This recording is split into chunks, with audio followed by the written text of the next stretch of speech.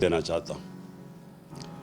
مبارک اس چیز کی دینا چاہتا ہوں کہ تقریباً 3.5 مہینے پہلے بیرونی سازش ہوئی پاکستان، ہماری حکومت کو ہٹایا گیا اور ہماری حکومت کو ہٹا کے ان لوگوں کو اوپر مسلط کیا گیا جو کیبنٹ کے 60% لوگ ضمانت پہ تھے.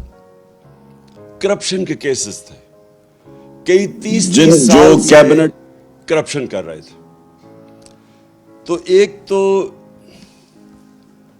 قوم کی توہین کی گئی کہ ہمیں اس طرح سمجھا گیا کہ ہم بھیڑ بکریاں ہیں، کہ کسی کو بھی ان کے اوپر مسلط کر دو تو قوم چپ کر کے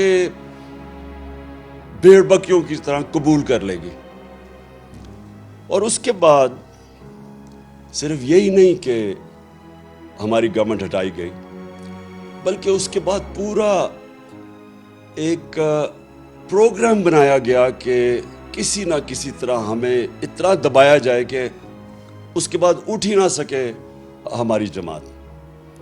ہم نے جب 25 مئی کو ایک پرامن احتجاج کی کال دی اس بیرونی سازش کے خلاف، اور یہ جو ہمارے اوپر کرپٹ ترین لوگوں کو مسلط کیا گیا تھا، تو جب ہم نے کال دی تو ساری قوم کے سامنے جس طرح کا ظلم کیا گیا، ایک وہ جماعت جس کی کوئی تاریخ ہی نہیں آج تک کبھی انہوں نے توڑ پھوڑ کی ہو یا کوئی انتشار کی، پالیٹکس کی ہو، فیملیز نکلی ہوئی تھی. اور وہ ابھی بھی میری آنکھوں کے سامنے وہ سین ہے کہ جس طرح عورتوں پہ، بچوں پہ، فیملیز کے اوپر جس طرح شیلنگ کی گئی، اور پھر یہ سمجھا کہ یہ کرش کر دیں گے، ہمیں اتنا خوف زدہ کریں گے کہ ہم چپ کر کے گھروں میں بیٹھ جائیں گے. تو میں آج اپنی قوم کا اس لیے آپ کا شکریہ ادا کرتا ہوں اور اللہ کا شکر ادا کرتا ہوں کہ اس کا خاص کرم ہے ہمارے پہ کہ ان 3.5 سالوں میں بجائے اس کے کہ قوم اتنی خوف زدہ ہو کے گھروں میں بیٹھ جائے اور یہ ظلم کو قبول کر جائے، لوگ ایک قوم بننا شروع ہو گئے. پاکستان ایک قوم بننی شروع ہو گئی. میں نے اپنی زندگی میں صرف ایک دفعہ دیکھا تھا، اور مجھے ابھی بھی یاد ہے، میں عمر میری چھوٹی تھی، 1965 کی جنگ میں مجھے تب جو بھی زندہ تھے تب سب کو لگا کہ ہم ایک قوم بن گئے، ایک قوم کھڑی تھی. تو یہ میں نے پہلی دفعہ اس کے بعد اپنی ملک کو ایک قوم بنتے دیکھا. جس طرح لوگ نکلے ہیں اس بائی الیکشنز میں نے جو 2018 کا جنرل الیکشن تھا، جب ہمارا پورا ویو آیا ہوا تھا، تب میں نے پبلک کو ایسے نہیں نکلتے دیکھا جس طرح یہ جو 20 بائی الیکشن ہوئے ہیں پنجاب میں، جس طرح اس وقت میں نے اپنی قوم کو نکلتے دیکھا. اور ہر چیز کے باوجود میں اس لیے بھی آپ کو آج مبارک دیتا ہوں، اللہ کا شکر ادا کرتا ہوں، اپنی قوم کا شکریہ ادا کرتا ہوں کہ ہر حربہ استعمال کیا گیا ہمیں ہرانے کا. پہلے تو ایک غیر آئینی طور پہ اس کو حمزہ کو بٹھا دیا گیا پنجاب کا وزیر اعلیٰ، اس کی کوئی آئینی حیثیت نہیں تھی، اور اس کو سپریم کورٹ نے کہا کہ تم نے کوئی بھی اسٹیٹ مشینری، ایڈمنسٹریشن، پولیس کو بالکل استعمال نہیں کرنا یہ الیکشن کو متاثر کرنے کے لیے. اس نے ہر چیز استعمال کی، اس نے ایڈمنسٹریشن استعمال کی، ہمارے اوپر پورا، یعنی کوئی کسر نہیں چھوڑی کہ انہوں نے الیکشن کو متاثر کرنے کے لیے. اور جو سب سے شرمناک رول تھا وہ پاکستان کی الیکشن کمیشن کا تھا. الیکشن کمیشن نے پورا مل کے نون لیگ کے ساتھ یا حمزہ کے ساتھ پورا مل کے انہوں نے ہمیں الیکشن ہرانے کی کوشش کی. تو یہ ایک معجزہ ہے کہ اس سب چیز کے باوجود صرف کیونکہ ایک زندہ قوم کھڑی تھی، ایک زندہ قوم نظر آئی، جس طرح لوگوں نے پولنگ بوتھس پہ گئے, ہمارے کئی جگہ پولنگ ایجنٹس نہیں تھے, اس کے باوجود جس طرح الیکشن لڑا گیا, میں آپ سب کو سلام پیش کرتا ہوں. اور یہ آپ جو دیکھ رہے ہیں, یہ ایک نئی تاریخ بن رہی ہے پاکستان کی. لیکن اس سے پہلے ہوا کیا اس سازش سے؟ میں اپنے جلسوں میں بھی کہہ بیٹھا ہوں, لیکن میں آپ کو بار بار یہ چیز دہرانا چاہتا ہوں کہ ہمارے ملک سے ہوا کیا, کہ ایک ملک جو ترقی کر رہا تھا, جو سارے پاکستان کے جو معیشت کے جو انڈیکیٹرز ہوتے ہیں, یعنی جو اکنامک انڈیکیٹرز ہوتے ہیں, وہ سارے صحیح راستے پہ جا رہے تھے. پاکستان کی اکنامک سروے جو اس حکومت کی سروے جو نکلتی ہے, انہوں نے جو جون میں اکنامک سروے نکالی, اس کے مطابق پاکستان 6% اپنی اس کی جو معیشت تھی گرو کر رہی تھی, یعنی ہماری دولت کے اندر 6% اضافہ ہو رہا تھا, اور اس سے پچھلے سال 5.6% پہ اضافہ ہوا. یہ 2 سال جو تھے, 17 سال کے بعد پاکستان نے 2 سالوں میں اس طرح کی ترقی کی, 17 سالوں کے بعد. اور وہ کب پہلے تھا؟ جنرل مشرف کے دور پہ. تب کیوں ترقی ہوئی؟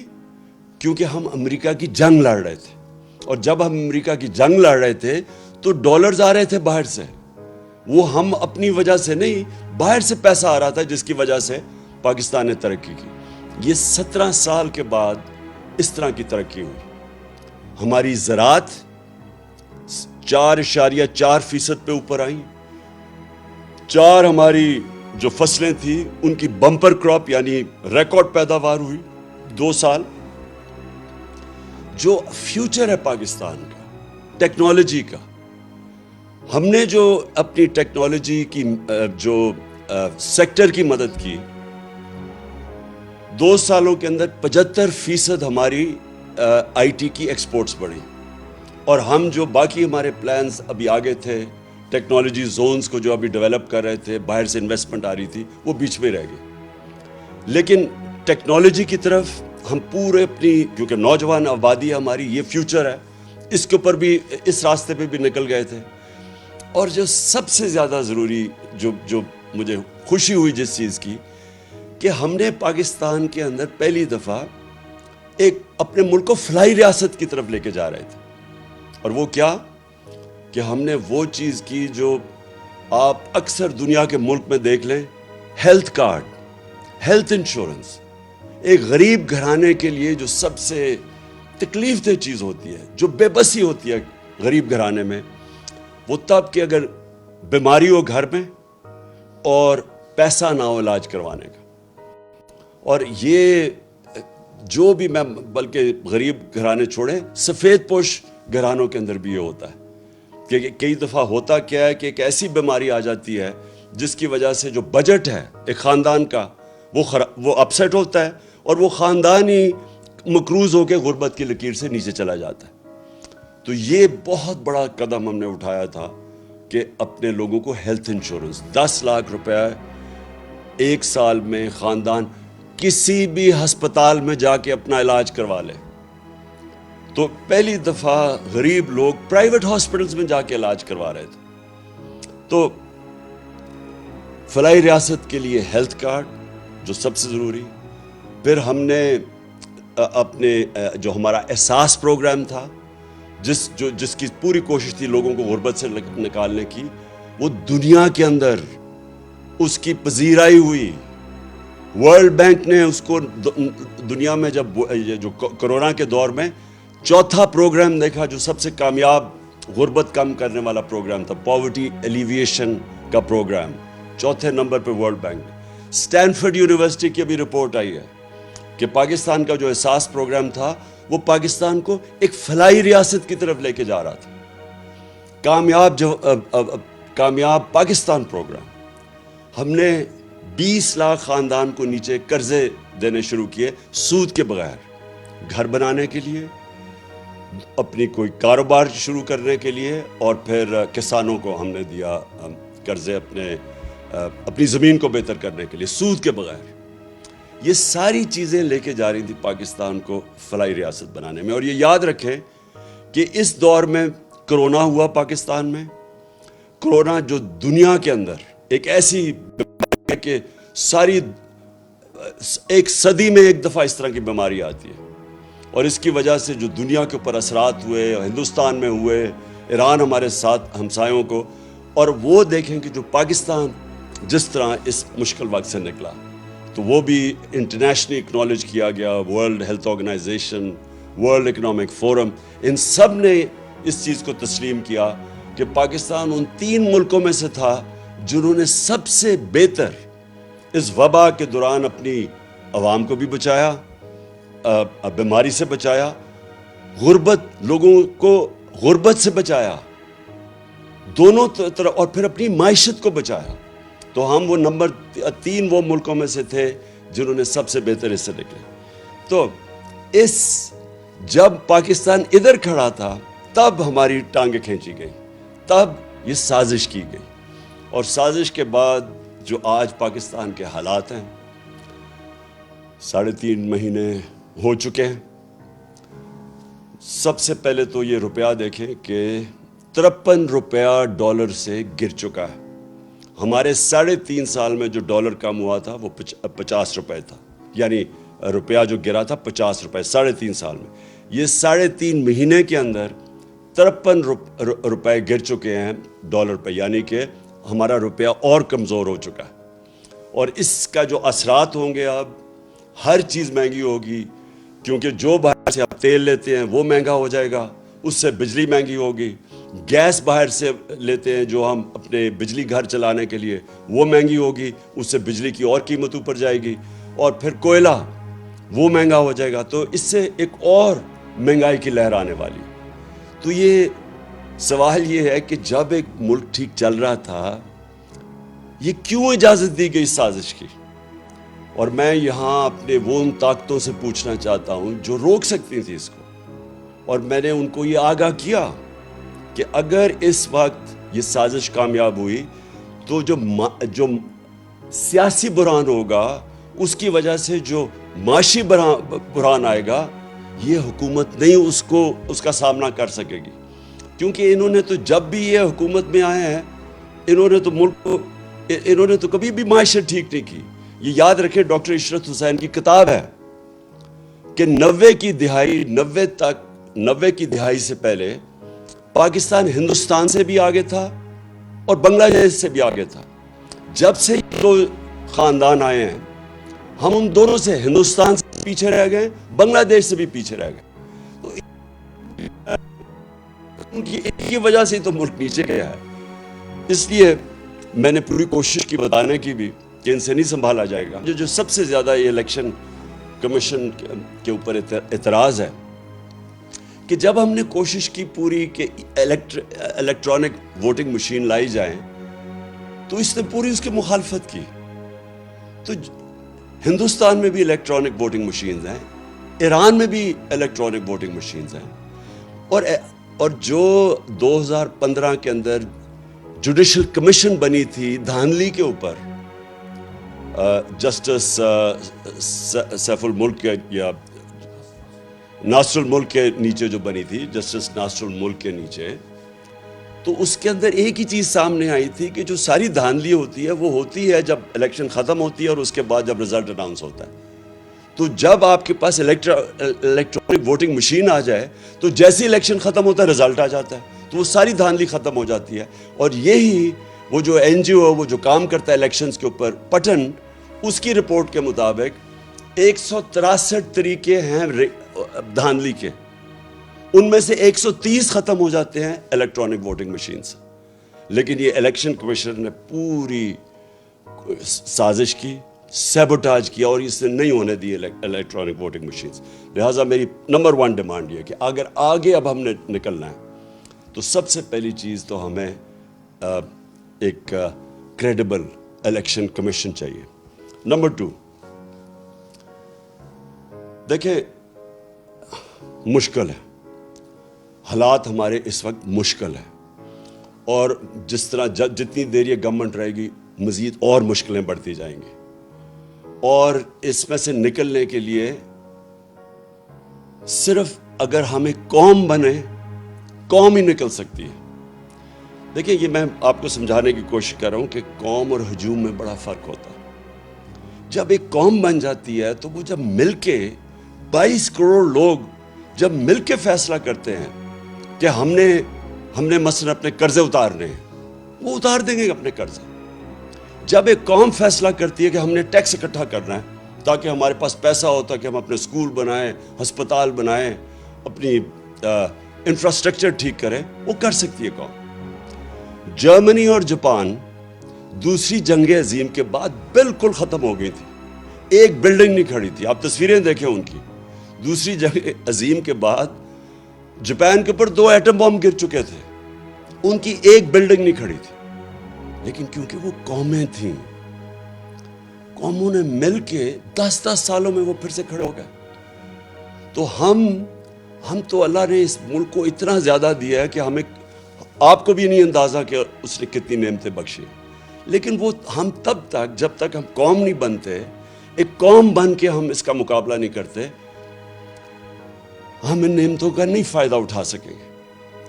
ہم جب, مجھے بڑی اچھی طرح یاد ہے جب زلزلہ آیا پاکستان میں 2005 اور 2010 میں جب سیلاب آیا, کیونکہ میں کام کر رہا تھا, ریلیف ورک کر رہا تھا, میں لوگوں کے بیچ میں تھا. تو جو اگر دیکھنا تھا, اگر اس کی آپ کو کسی نے سٹوریز لکھی ہوں, تو جب قوم نے مل کے ان دونوں بحران, زلزلے کا اور سیلاب کا, ہمیں کوئی, سیلاب میں تو ہمیں امداد بھی کسی نے نہیں دی. انہوں نے کہا آصف زرداری اوپر بیٹھا ہوا ہے, یہ ہم کوئی پیسے نہیں اسے دیں گے کیونکہ اس کے پیسے سیدھے ملک سے باہر چلے جائیں گے. پیسے بھی نہیں ملے. لیکن ہر پاکستانی نے شرکت کی.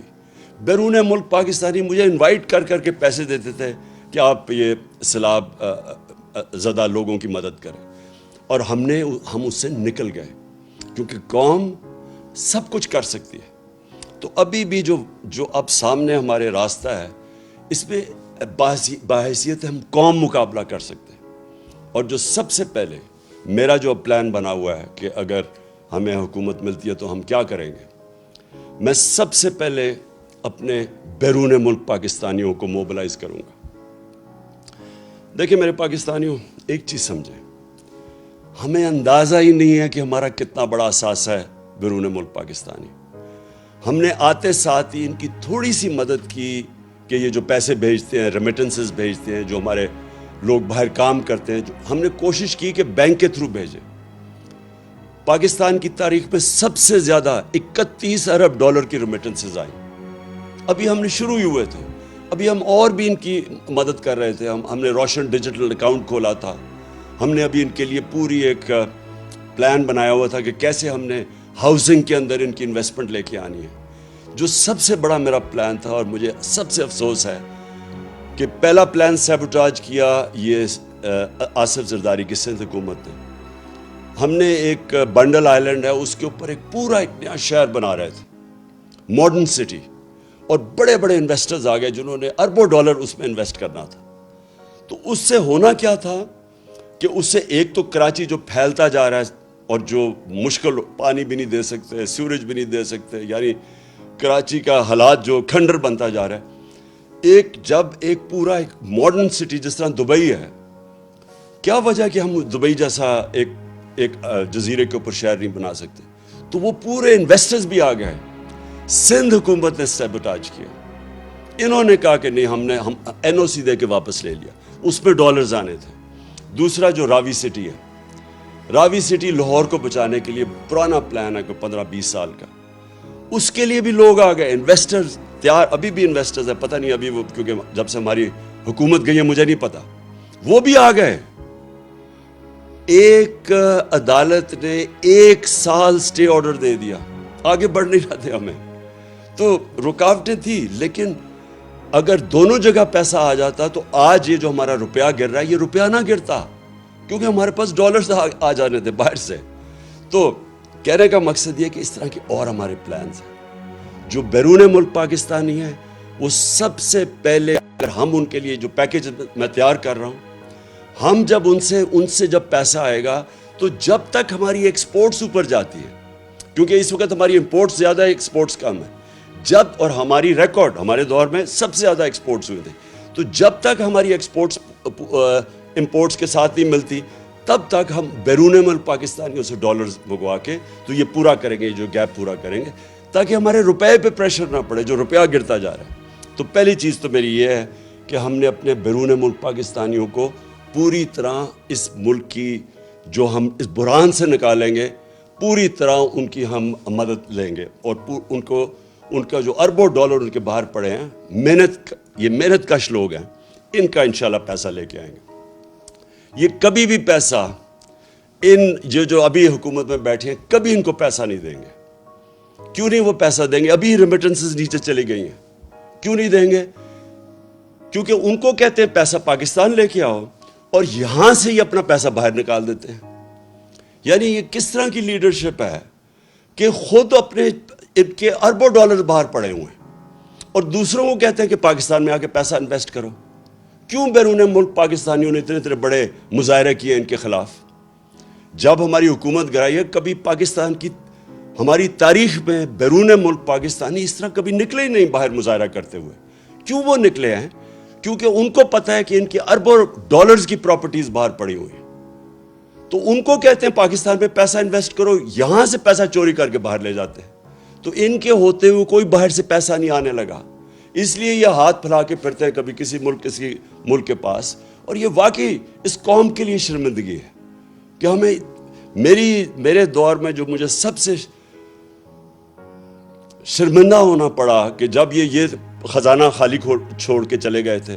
آپ کو پتہ ہے سب سے بڑا خسارہ یہ چھوڑ کے گئے تھے, کرنٹ اکاؤنٹ ڈیفیسٹ جسے کہتے ہیں, 2018 میں. تو مجھے مجبوراً جانا پڑا اپنے دوست ملکوں کے پاس پیسہ لینے کے لیے. تو بڑا شرم آتی ہے, حالانکہ میں 30 سالوں سے شوکت خانم کے لیے پیسے اکٹھے کرتا ہوں, لیکن جب میں پاکستانیوں سے پیسے اکٹھے کرتا ہوں مجھے شرم نہیں آتی کیونکہ پاکستانیوں کا ہاسپٹل ہے. لیکن جب کسی باہر والے سے جس طرح مجھے پیسہ مانگنا پڑا پاکستان کے لیے, میں آپ کو یقین دلاتا ہوں کہ یہ میرے لیے تو شرم مجھے آتی ہے, لیکن یہ ہمارے ملک کے لیے برا ہے. وہ پاکستانیوں کی عزت نہیں کرتے جب جس ملک کے سربراہ جا کے دنیا سے پیسے مانگتے ہیں. اس لیے انشاءاللہ اس بار ہم نے پلان بنایا ہوا ہے کہ ہم نے صرف اپنے بیرون ملک پاکستانیوں سے پیسہ اکٹھا کرنا ہے, اور ان کے پاس اتنا پیسہ ہے کہ ہمیں کوئی IMF کے پاس جانا نہیں پڑے گا انشاءاللہ. دوسری چیز دیکھیں, پاکستان کا جو سب سے بڑا مسئلہ ہے وہ ہے جس کو انگریزی میں کہتے ہیں رول آف لا, مطلب انصاف, مطلب قانون کی حکمرانی, مطلب کہ قانون کے سامنے سب ایک برابر. اصل میں جو ہمارے نبی صلی اللہ علیہ وسلم کی جو ایک حدیث ہے وہ سب کچھ کہہ جاتی ہے کہ تمہارے سے پہلے بڑی قومیں تباہ ہوئی, جو طاقتور ڈاکو چوری کرتا تھا اس کو نہیں پکڑتی تھی اور کمزور کو جیل میں ڈال دیتی تھی, اور یا میری بیٹی بھی اگر چوری کرے گی تو اس کو سزا ملے گی. یعنی کوئی قانون سے اوپر نہیں ہے. یہ سب سے بڑی جنگ ہے پاکستانی. میرے پاکستانیوں سمجھ جاؤ, یہ ہے اصل جہاد اس ملک کی. جب تک اس ملک میں ہم انصاف نہیں قائم کریں گے, جب تک کہ یہ طاقتور ڈاکو ملک میں دندناتے پھریں گے, اور جب بھی ان کو کوشش ہوگی ان کو قانون کے نیچے لانے کی, یہ بلیک میل کریں گے, دھمکیاں دیں گے. یہ انہوں نے کیا تماشا کیا کل ہماری سپریم کورٹ کے ساتھ. سپریم کورٹ ایک چھوٹا سا سوال پوچھ رہا تھا, چھوٹا سا سوال تھا کہ صرف یہ بتا دو کہ کہاں, اور سپریم کورٹ کی رولنگ کو وہ بات تھی, وہ سپریم کورٹ یہ کہہ رہا تھا ایک جگہ ہمیں بتا دو کہ کیا پارٹی ہیڈ فیصلہ کرتا ہے یا پارلیمنٹری ہیڈ فیصلہ کرتا ہے. بس یہ تھا, کیونکہ پارلیمنٹری ہیڈ نے فیصلہ کیا تھا اور پرویز الہی جیت گیا تھا. یہ کہہ رہے تھے کہ نہیں جی پارٹی ہیڈ جس کو انہوں نے آصف زرداری گیا اس کو شام کو مل کے, اور اس نے اس کو کہا کہ جی پارٹی ہیڈ نے دوسرا فیصلہ کر دیا. اب قانون کے اندر واضح سب کو ہے, کسی وکیل سے پوچھ لیں کہ کسی صورت یہ جو یہ کہہ رہے تھے وہ غلط تھا کہ پارٹی ہیڈ کا نہیں فیصلہ تھا, یعنی چودھری شہزاد کا فیصلہ نہیں تھا. کیا کیا انہوں نے نہیں کیا سے سارے وہ ایک سے ایک بڑا ملک کا ڈاکو بیٹھ گیا ٹیبل پہ, اور ایک سے ایک شروع ہو گیا برا، کوئی عدالتوں کو برا بھلا کہنا، تھریٹن کرنا، یعنی دھمکیاں دینا. اور یہی تھا جب نواز شریف کے یہ جو مریم کے نام پہ یہ جو فلیٹ پکڑے گئے پینما میں، یہ تو بیرونی انکشاف ہوا تھا. پینما کے جب جج بیٹھے ہوئے تھے وہ ایک ہی سوال پوچھتے رہے کہ یہ بتا دو کہ پیسہ، آپ نے کہا ہاں ہمارے یہ 4 بڑے بڑے محلات ہیں، بس یہ بتا دو کہ پیسہ کدھر سے آیا خریدنے کا. وہ جواب نہ دے، سارے دنیا کی جواب دیتے رہے. اور وہ یہ بات صرف یہ کہنے کی، یہ قانون کے اوپر سمجھتے ہیں اپنے آپ کو. یہ سمجھتے ہیں کہ یہ قانون صرف کمیوں کے لیے ہے، یہ صرف عام لوگوں کے لیے قانون ہے، ہم کوئی بہت ہی خاص چیز ہے جو قانون سے اوپر ہے. اور یہ سب سے بڑا مسئلہ ہے پاکستان کا. جب تک ہم ان بڑے بڑے مافیاز کو، یہ جو بڑے بڑے کارٹیلز بیٹھے ہوئے ہیں، مونوپولیز بیٹھی ہوئی ہیں، یہ جو مل کے قیمتیں اوپر بٹھا، جس طرح شوگر مافیا بیٹھ کے اوپر چینی کی قیمت کر دیتا ہے، عوام کو پستا ہے، جب تک ہم ان لوگوں کو قانون کے نیچے نہیں لے کے آئیں گے پاکستان ترقی نہیں کر سکتا. اور یہ ہے اس ملک کی جنگ. آج سے 26 سال پہلے میں نے جب اپنی پارٹی اناؤنس کی تھی تحریک انصاف، اس کا مطلب ہی یہ تھا، کیونکہ میں تو باہر دنیا میں دیکھ لیا تھا، میں تو برطانیہ میں یہ جو قانون کی حکمرانی ہے دیکھ لی تھی، وہاں تو کوئی قانون کے اوپر نہیں ہے. آپ یہ سوچیں کہ ان کا پرائم منسٹر بورس جانسن بھاری اکثریت سے جیتتا ہے الیکشن، اس کی پارٹی اس کو نکال دیتی ہے. کیوں نکالتی ہے؟ صرف ایک چیز سے، انہوں نے کہا سب کے لیے قانون تھا کہ کرونا کے دوران آپ نے اکٹھے نہیں ہونا، تو آپ کیوں اکٹھے ہو گئے؟ اس چیز کے اوپر اس کو نکال دیتے ہیں. یہاں اربوں روپے کی پراپرٹیز ان کی باہر پکڑی جاتی ہیں، جواب دے نہیں سکتے، اور وہ لیڈر بنے ہوئے ہیں. اور اس کی 2 وجوہات ہیں. سب سے پہلی کہ اس ملک کے اندر ہم نے آنے نہیں دی قانون کی حکمرانی. یا ملٹری ڈکٹیٹرز تھے، وہ ویسی قانون کے اوپر تھے، وہ ویسی قانون توڑ کے آتے تھے. پچھلے 62 سال میں آدھا وقت ملٹری ڈکٹیٹرز رہے ہیں اور آدھا وقت یہ 2 خاندان رہے ہیں. اور یہ 2 خاندان جب بھی ان کو کوشش کرتے ہیں، ان کے کرپشن کیسز، یہ سارا وقت یا تو ملک سے باہر بھاگ جاتے ہیں، اور یا پھر یہ سارا وقت یہ کہتے ہیں کہ جی آپ کی جرت کیسے پڑی کہ ہمیں قانون کے نیچے لانے کے لیے. اور جب تک یہ نہیں ہوگا میرے پاکستانیوں، جب تک ہم اپنے ملک میں انصاف قائم نہیں کر سکیں گے، جس ملک میں صرف غریب لوگ جیلوں میں جائیں اور طاقتور ڈاکو ایوانوں میں پھرے، پرائم منسٹر بن جائے، اتنے بڑے کیسز ہوں، جب تک ہم یہ نہیں کر سکیں گے، یہ ہے اصل جہاد اس ملک کی. تو میری کوئی کسی سے دشمنی نہیں ہے. مجھے یہ بڑا عجیب لگتا ہے کہ کہتے ہیں جی، مجھے کئی صحافی بھی کہتے ہیں عمران صاحب آپ ان سے کیوں نہیں بات چیت کرتے، آپ بات ہی نہیں کرتے. بات چیت سب سے کرتا ہے پولیٹیشین. طالبان ہیں، جو ٹی ٹی پی ہے، ان سے بھی بات کرنے کے لیے ہم تیار. ہم وہ جو بلوچستان کے اندر جو سیپریٹسٹ ہیں ان سے بھی بات کر سکتے ہیں. سندھ میں جو کہتے ہیں سدھو دیش، ان سے بھی سب سے بات کر سکتے ہیں. لیکن جس دن آپ چوروں کے ساتھ ڈیل کرتے ہیں، آپ کا معاشرہ تباہ ہو جاتا ہے. میں آپ سے پوچھتا ہوں، کیا اگر آپ کے گھر کا کوئی ڈاکہ مار لے اور آپ کہیں جی آپ اس سے بات کریں، آپ کیوں نہیں بیٹھ کے بات چیت کر دیتے؟ تو وہ تو سارے ڈاکے مارنے شروع ہو جائیں گے. آپ اگر جب تک سزائیں نہیں دیں گے ڈاکے مارنے والوں کو، تو معاشرہ تو چلتا ہی نہیں آگے. یہ ذہنوں میں ڈال لیں کہ بات چیت میری کوئی ذاتی دشمنی نہیں ہے، لیکن اگر ہم نے ملک کو بچانا ہے، اور کوئی ملک آج مجھے بتا دیں، سوئٹزرلینڈ، جو ملک خوشحال ہے، سارے خوشحال ملکوں کے اندر ایک چیز ہے، کوئی قانون سے اوپر کوئی انسان نہیں ہے. اور یہ ہمارے، پھر سے میں اپنی قوم کو بار بار بتاتا ہوں کہ میرے پیارے نبی صلی اللہ علیہ وسلم نے 1500 سال پہلے تقریباً یہ کہہ دیا تھا کہ اگر تم نے تباہ ہونا ہے تو طاقتور ڈاکوں کو چھوڑ دو اور کمزور کو پکڑو. اور یہ ہمارا اس وقت سب سے بڑا چیلنج ہے. اس کے بعد جو اللہ کا حکم ہے امر بالمعروف. دیکھیں، میں نے اپنا ٹائم کتنے 20-25 سال گزارے ہیں برطانیہ کے اندر. اتنا بڑا فرق ہے ان کے اور ہمارے معاشرے میں. دیکھیں ایک معاشرہ اچھائی کے ساتھ جب تک نہیں کھڑا ہوتا تو اچھائی برائی اوپر آ جاتی ہے. اللہ کا حکم ہے کہ امر بالمعروف اچھائی کے ساتھ کھڑے ہو اور برائی کے خلاف کھڑے ہو, برائی کے خلاف جہاد کرو. یہ جس کو کہتے ہیں جب تک آپ اپنی اخلاقیت کا معیار اوپر نہیں اٹھاتے معاشرہ اوپر نہیں جاتا. جب ہم اچھے برے کی تمیز ہی ختم کر دیتے ہیں, جن کے اوپر اربوں روپے کے کیسز ہیں کرپشن کے, ان کے اوپر پھول پھینکتے ہیں. جو ملک سے ایک سزائے یافتہ ملک سے جھوٹ بول کے فرار ہوا ہے اور اسے کہتے ہیں جی کہ اس کے کیسز ہی معاف کر دو. یعنی جب ہم یہ کرتے ہیں, یا یہ جو چور اوپر آ کے بیٹھ گئے ہیں جن کو سزا ہونی تھی, ہم اپنے معاشرے کو تباہ کر لیتے ہیں. جب بھی آپ کوئی ایڈوانس معاشرہ دیکھیں گے اس میں آپ یہ دیکھیں گے امر بالمعروف. اور پھر جو آخری دو چیزیں یہ ہیں کہ پاکستان کو ایک فلاحی ریاست بننا ہے. فلاحی ریاست کیوں بننا ہے؟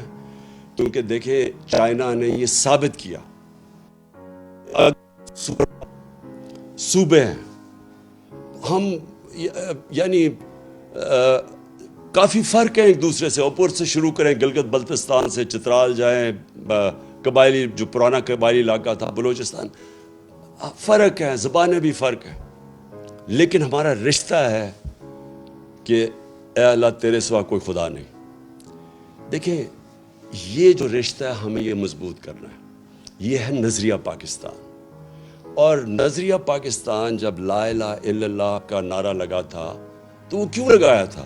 کیونکہ جو ہمارے فاؤنڈنگ فادرز تھے, علامہ اقبال اور پھر قائد اعظم, ان کی علامہ اقبال کا ساری جو آپ پڑھیں ان کی جو انہوں نے جو ساری اپنی فلسفہ ان کا لکھا, سوئے ہوئے مسلمانوں کو جگا رہے تھے, ایک غلام قوم کو جگا رہے تھے, خودداری پیدا کر رہے تھے. خود ہی وہ صرف یہ بتا رہے تھے کہ غلام بڑے کام نہیں دنیا میں کر سکتے.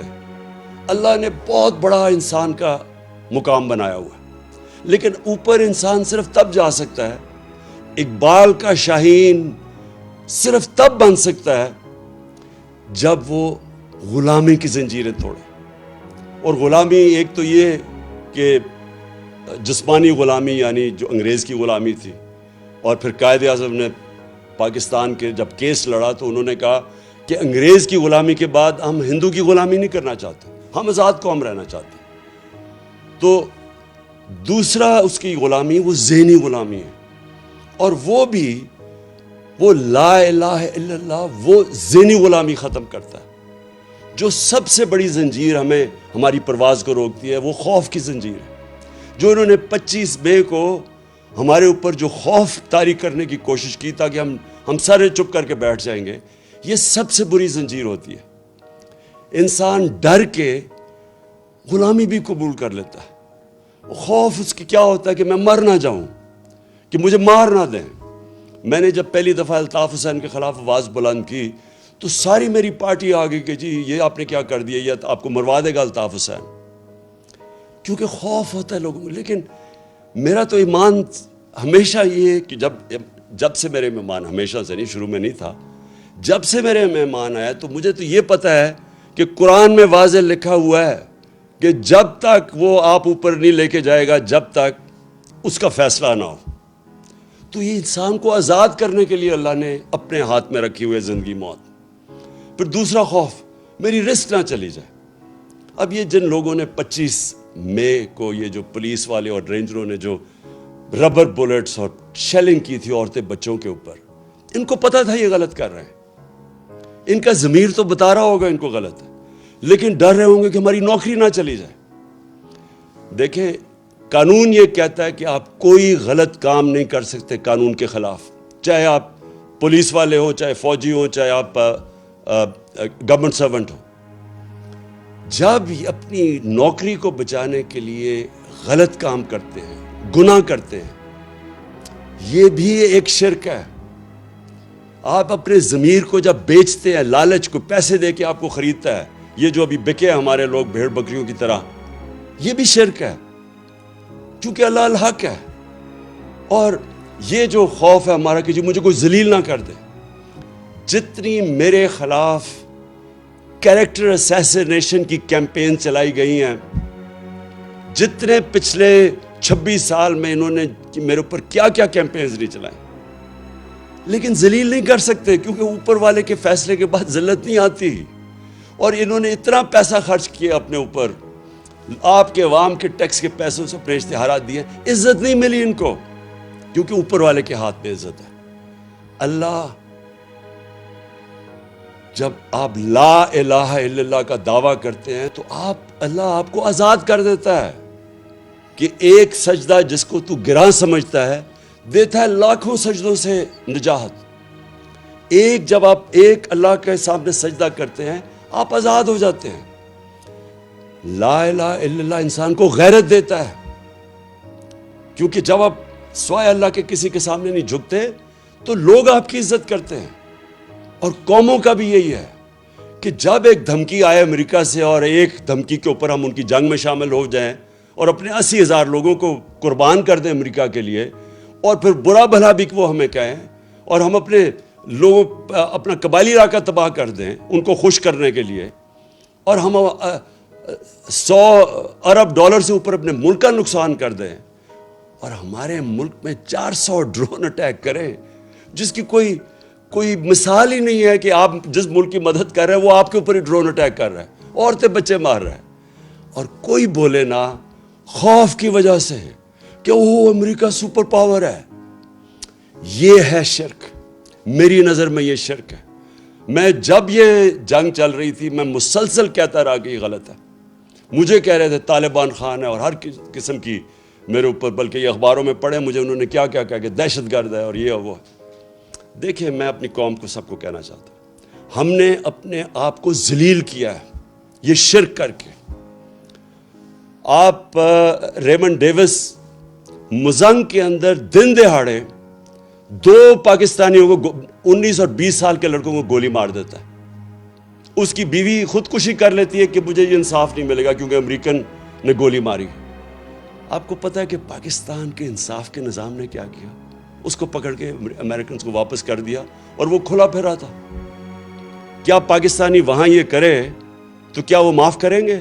ہمارے ایمل کانسی نے امریکہ کے اندر 2-3 لوگ قتل کر دیے اور وہ پاکستان آ گیا۔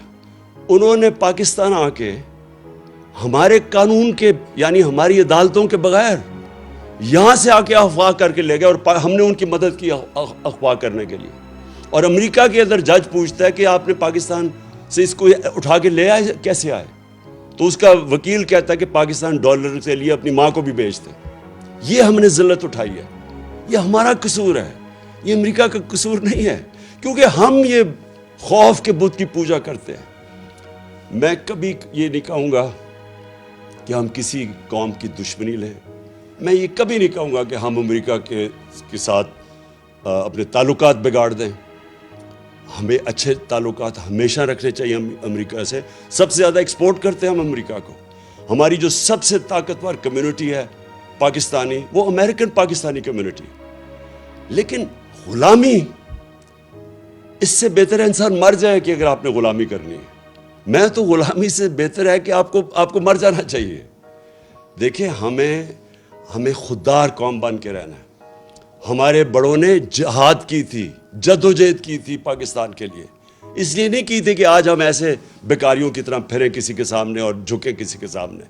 تو میں آپ اپنی قوم کو یہ صرف کہنا چاہتا ہوں، دیکھیں، لا الہ الا اللہ کو سمجھیں، یہ ہماری قوم کو غیرت دے گا۔